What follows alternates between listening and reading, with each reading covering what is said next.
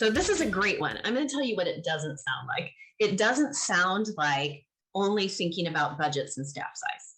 Often we default in networks to thinking of strength as how big their budget is, how many people work there, how many donors they have.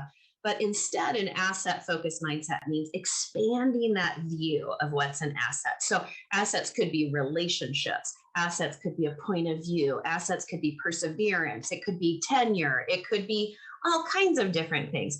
So I think this is also an approach to equity. So if we're only, for example, if we have resources at the hub or as a funder and we want to deploy them out in the network, if what we're really looking for is who has the most money and the most resources already, then we're probably systematically not investing in places that have been under-resourced.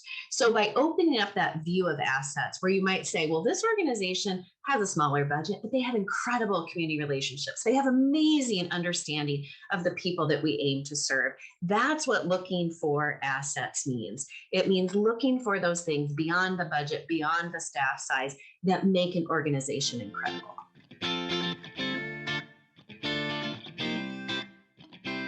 New partners come to the table, and we recognize there's a lot of organizations in a network and a lot of leaders who are excited to grow, who are excited to make a difference.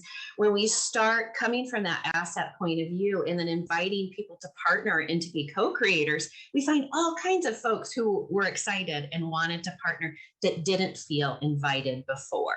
When we're only using that paradigm of one kind of strength, we tend to ignore partners, and they know that. And so when we open up this paradigm of what's an important asset in our network that goes beyond some typical categories, what we find is people ready and willing and excited to give their all, especially toward that mission. So I think what we find is new and excited partners at the table who are in some cases surprised to be there. And that's what an asset mindset can do. It can electrify the whole network, essentially. Instead of just a couple of parts of the network lighting up with good connections, it can spread that throughout the network to make us all more powerful.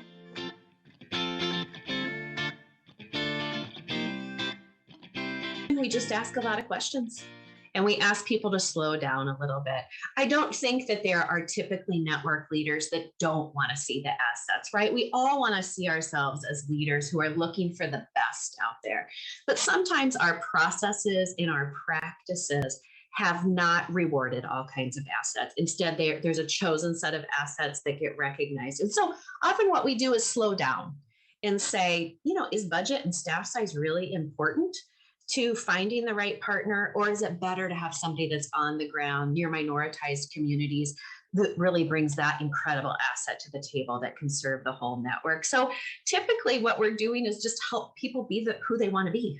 They want to be leaders who see those assets out there. And so what we do is ask questions that help people identify when they might not be doing that and slow down just enough so we can rewire those systems.